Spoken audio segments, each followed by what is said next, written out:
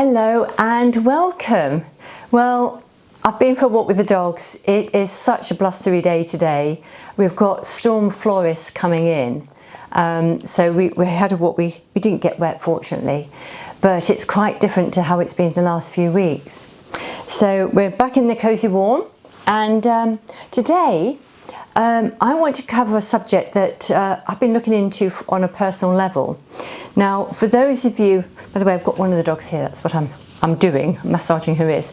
For those of you who've been before, you know that I'm on a personal journey on trying to improve my longevity and my health span through practices with nutrition and lifestyle. And one of those areas I haven't really looked into in any detail, and still haven't looked into it in detail, is my protein intake. Now, it's become clear that as we get older, we do need good levels of protein. It used to be thought that we would eat less protein and that was fine, but of course a lot of people, when they get older, they get sarcopenia, which is where you get the muscle loss. And if you get muscle loss, you're not so stable on your feet, you're not so strong, you're not able to do so many things for yourself. So it's really key for longevity to keep good muscle or even grow muscle, to have strength and power. And protein is one of those key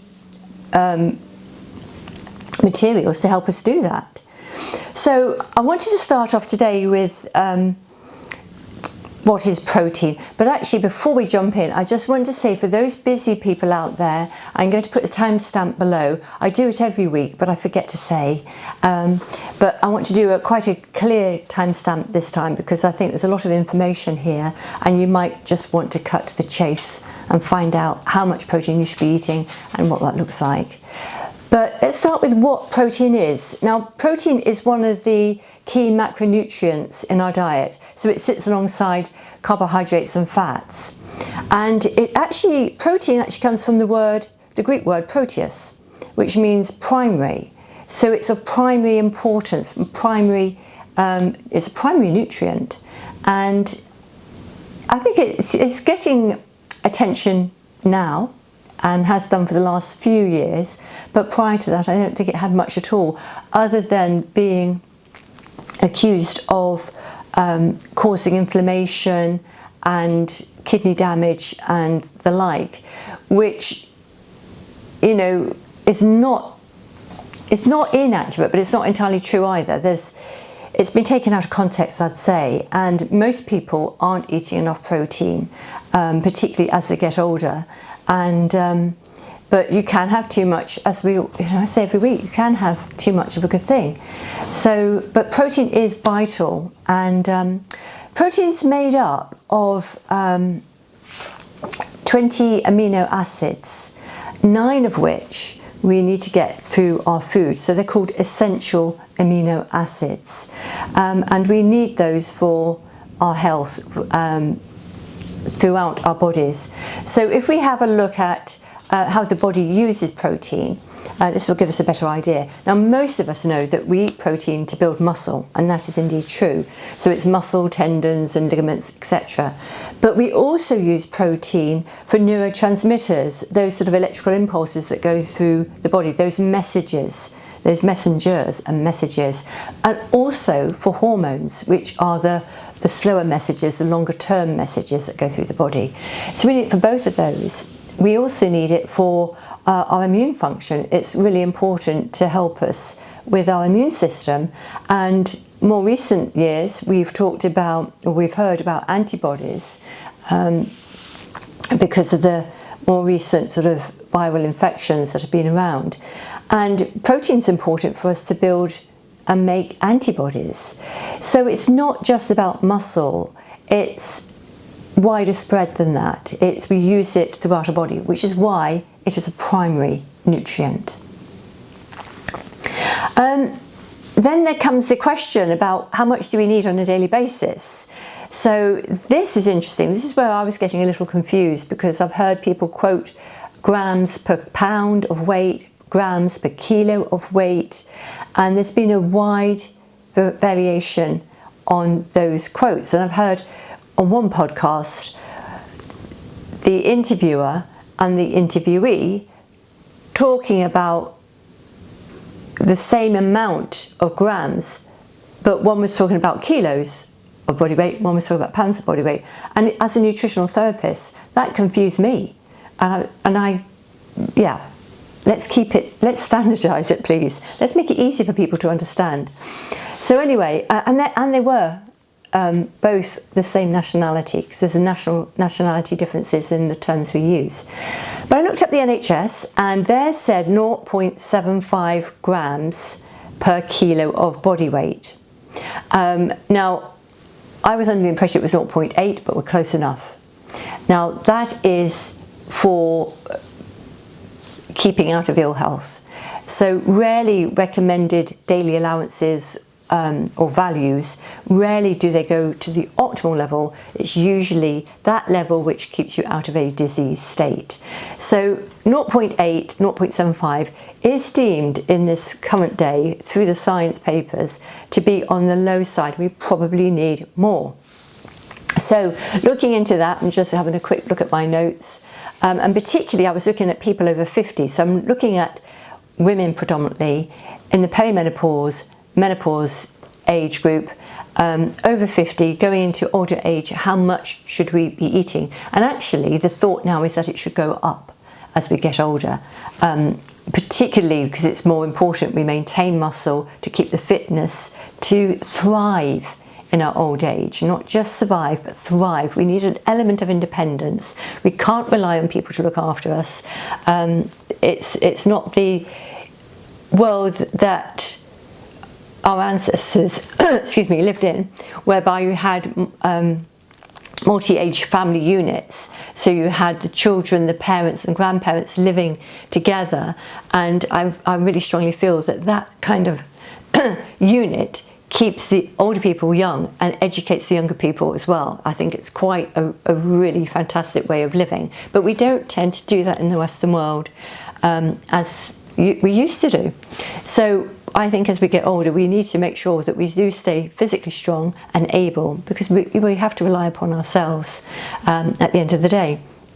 So what's the science saying? Science is saying at the moment 1.2 grams up to 1.6 grams per kilo of target body weight. Now I say target body weight because if you're at the weight you want to be, that's fantastic. It's 1.2 to 1.6 grams per kilo of your body weight. However, if you're wanting to lose weight, because let's say you've got to lose weight for health reasons, sometimes you need to get healthy to lose that weight, then you want to gauge it on the target weight, and I'd say be realistic about that, so you know you don't want to have too much, otherwise you'll have difficulty losing that weight. So for your target weight, that's quite important there. Now I did a gauge for myself. I'm usually around 56 kilos. I can vary. I've dropped down to 52, I think it was last year, which was too low, and I go up to about 58. So, but normally I'm around about 55, 56 kilos, and for 56 kilos, that works out to being 44.8 grams up to 89.6 grams of protein on a daily basis for me. Now let's take 9 stone for the average sort of person. That's in my head average. I haven't looked that up. Let's just go for 9 stone. I know that's a target for many women. That's actually 57.15 kilos, and that would require between 45.72 grams up to 91.44 grams. Now, having said that, I have even read that for some people it will vary, because it does depend on what you're doing in your life, how active you are. Are you doing weight training? And that, I would say we all need to do some sort of weights as we get older. It could go up to 2.2 for those really serious. This won't be the majority of us, this will be the minority. Up to 2.2 grams for those who are really getting into bodybuilding. So it's quite a wide range. Now if you find, because I'm going to talk about what that looks like in a moment, if you believe you're not eating enough, don't jump up to a level thinking that's going to be better very quickly. It's a gradual change again. Take it in incremental increases. So if you're not at the 0.8 grams per kilo of body weight, that's your first target, to get to that point. And once you've got to that point, then take it maybe to the 1.2, but do it in a gradual increase. And this allows your body to get used to it. You might not have enough stomach acid to break down that protein. You may find you get digestive problems, indigestion, if you're eating more meat than normal, for instance, meat being one of those proteins. We'll talk about what comes into proteins in a moment. So it's a gradual change that I would say is much more sustainable as well as easy on the body to do. So which foods are protein-rich foods? Well, most of us, I think, are aware that animal products like meat, poultry, fish, eggs, dairy, they are high in protein. And as I mentioned, there are 20 amino acids in proteins that make up proteins. They're not all in a protein, but 20 amino acids. They're like the building blocks. A bit like, I always like it to, you've got a Lego house made up of bricks, and those bricks are the amino acids. And there's 9 that are essential. Now, animal-based products contain all 9 essential amino acids. Plant-based, when we've got things like tofu, tempeh, edamame, soybeans, they are complete proteins in their own right. They are plant-based. Quinoa is as well. And there's a few hemp seeds, but most of the plant-based ones are not complete. So they have some of the 9. But when you combine them, you get the full 9. So they're not lesser in many ways. Some people think they're lesser proteins, but not necessarily. Yes, they might have less quantity, but they're still valuable because they have all the other nutrients as well in those foods. So they are, I think, valuable foods to include. And they certainly help me increase my protein. So we've got, in those plant foods, we've got nuts and seeds are particularly good. Legumes, beans, lentils and peas, they're good as well. We've got chia seeds, amaranth, I'm having a little look, whole grains, I've forgotten the whole grains. And even, actually, when it comes to vegetables, even leafy greens have some protein. So we're always led to believe that vegetables don't contain protein, but they do, but it's very minimal, but it's still there. And I think I still think there's more to this than meets the eye. And the reason I say that is I think about cattle whose meat we eat. They live on grass. They eat mostly grass, herbaceous foods, and okay, sometimes they're fed grains as well, still plant-based, and they're very high in protein, so they're able to get enough protein into their diets. And okay, yes, we're different, we metabolize differently, we have different makeups, we're not the same, but it still intrigues me, let's just say it, put it that way, intrigues me how cattle can be so high in protein and eat grass predominantly. That's something I might look into at some point, but yes. So what I'm trying to say from that is vegetable proteins are, I think, valuable proteins as well. So let's have a look at some of the contents of protein. I will have to look at my notes for this. I've gauged this on 100 grams. Now that's not a portion, it's just a nice measure to keep an equal comparison between the food groups. So a chicken breast, 100 grams of chicken breast would come in at 31 grams of protein. And this is something I think is quite important to appreciate, because it's not always made clear when people speak about this. They say you must eat so much, 44 grams of protein. And what they don't say is a chicken breast isn't all protein. there's other things in chicken breast. It's only 31 grams out of 100 is protein. And I just wanted to reiterate that. So we appreciate that it might be a large chicken breast, but it may be we're only getting roughly 30% protein from that. So yeah, I just wanted to point that out. So at salmon, for instance, per 100 grams is 25.3 grams of protein. And of course there will be variation between salmon that's caught over here compared to that that's produced here, because we get variation. We're all different. Humans are all different. We're not the same. When I do the bioimpedance scales and weigh people, they have different muscle mass, different fat mass, different water content. So we are all different, and therefore there will be variation in foods, but this gives us a guideline. Steak, I haven't been specific on this, just steak is 25 grams. So that's interesting that chicken breast is actually higher per 100 grams, which surprised me. Then tofu is 8 grams per 100 grams. Tempeh, however, is 19 grams. So the way the food is processed makes a difference. So that was very interesting. So tempeh, which I'm not over familiar with tofu and tofu products, soy products. I do believe we should be eating organic and not genetically modified when it comes to tofu. But I don't know a huge amount about how it's produced and how tempeh is produced, etc. But that's interesting, isn't it? 8 grams for tofu, but tempeh comes in 19 grams. Edamame, the beans, come in at 11 to 13 grams. Beans, there's loads of different varieties and quite a variation, but I've gone for about 9 grams as a general guide. Lentils can be 9 to 11 grams. Whole grains, which you could use to make a complete protein, only come in at 3 grams, but it shouldn't be sneezed at, let's say.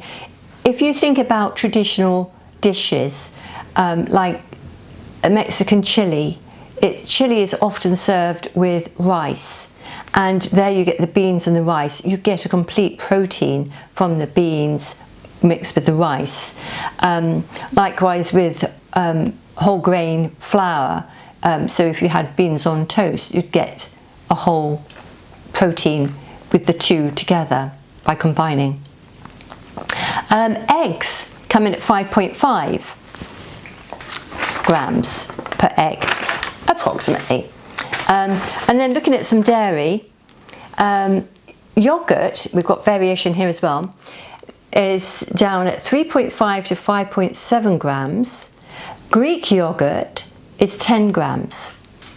So Greek yogurt is more condensed because of it's been strained, and it would appear that curd has more, I would say, has more protein in it than the whey that you take away. But the whey is still a good protein. Goat's cheese comes in at 22 grams, that's really quite high. Cottage cheese comes in at 11 grams, and I thought that was higher, but I found it's 11 grams. Montego, I don't mean Montego, I can't remember writing. Manchego, that comes in at 25 grams. So yes, that's quite a high one. And then if we look at some nuts and seeds, nuts range from 15 grams to 21 per 100 grams. You probably wouldn't eat that many. That would be quite a lot and could be quite harsh on the gut. So we'll talk about quantities in a moment. But almonds come in at 21 grams, so they're quite high in protein. Then we've got things like seeds like flaxseed come in at 18 grams. Hemp seeds, 31 to 33 grams. That's quite astonishing. Peanuts come in at 26 grams. I included peanuts because they're often mentioned as a good source of protein. Now, there's downsides to peanuts as well, which can be, they're susceptible to molds, which can be detrimental to our health. But nonetheless, they come in at 26 grams. Peas come in at 5 grams. Broccoli and spinach, I put them down, 2.8 grams per 100 grams of those. So I thought that was quite interesting. They're not far off the grains. And then interestingly, I thought, are there any fruits that contain protein? Because I hadn't heard of any. And there are indeed. I've got down guava, passion fruit and avocado. Now it's minimal, and I wouldn't necessarily count them in if I was doing a sort of eating plan for protein. I probably wouldn't include them. And now, you know me, I like a bit of good news with this sort of thing. Dark chocolate, one of my favourites. Can you believe it? Now, I wouldn't recommend eating 100 grams, let's just make that clear. But 100 grams of dark chocolate comes in at 7 to 12.5 grams of protein. Wow. I like that. So, how does this actually look in reality? Now, I looked at some of the meals I have quite frequently, and for those of you who've seen me before, you know, I'll have a quick sip. You know, I like a bowl of berries with yogurt and some nuts and seeds. Well, here I put down a bowl of fruit with 50 grams of Greek yogurt. Turns out I actually have more than that. I weighed it this morning to check, but I put down 50 grams of Greek yogurt, a handful of walnuts and almonds, and it comes in approximately at 15 grams of protein for breakfast. Now, when we started out, my target is what, 44 to 89 approximately. So 15 grams at breakfast. Lunch, say for instance I have a couple of boiled eggs, I'll have a mixed green salad and a cup of bean salad as well. Beans, lots of different beans, you get different values in those, and that came in at about 30 grams of protein.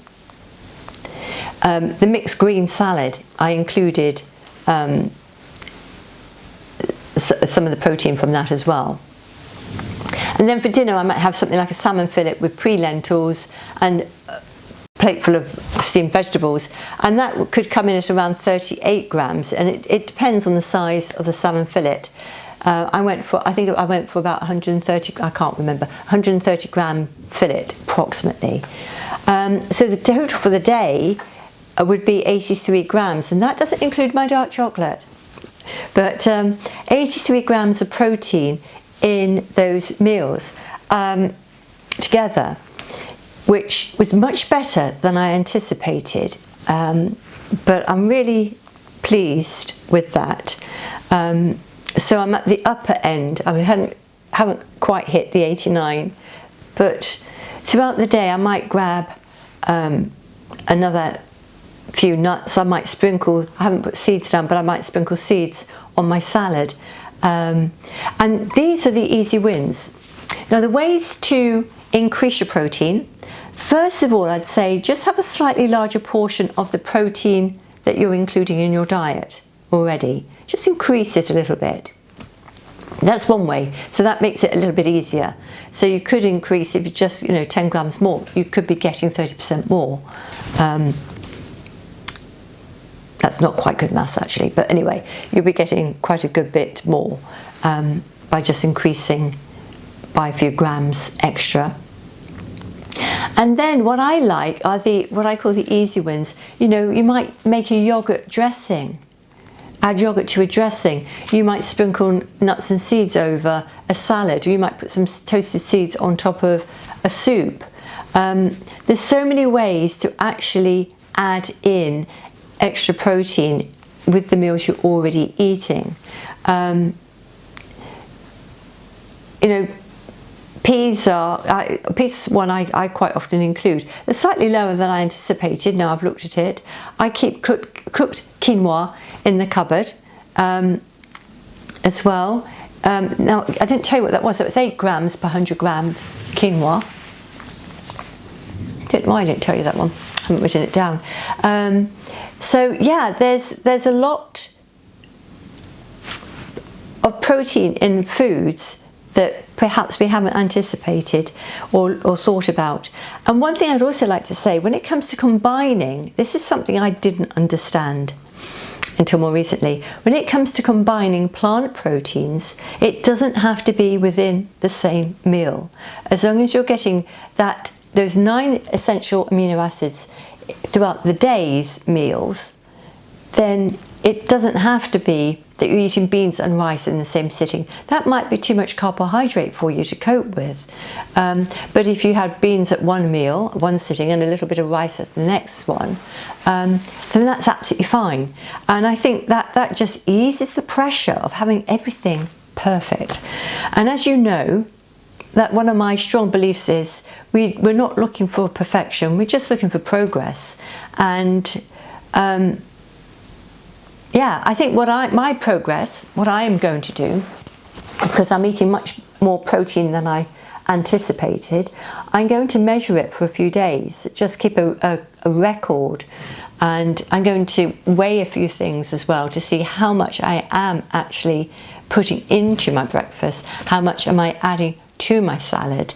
You know, when I use goat's cheese, when I cut a third of a goat's cheese round, how much is that? That's something I just need to assess for myself. And I would recommend that you do have a look at the amount you're eating.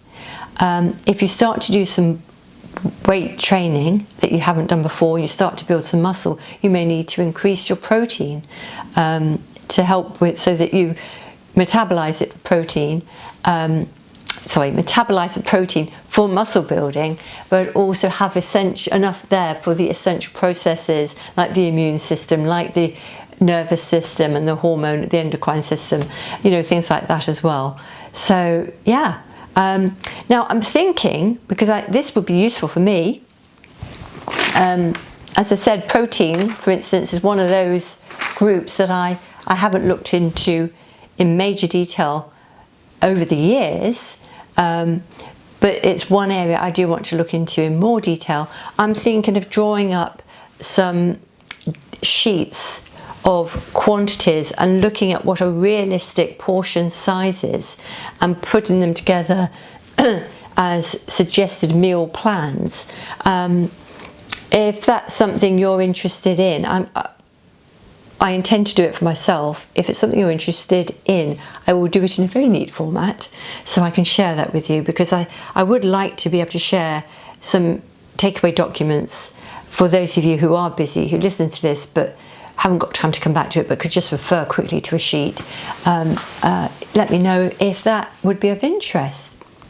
So that's the start of my protein journey. Thank you for joining me today. If you have enjoyed this or found it useful, please share it with somebody who you think may also find it useful.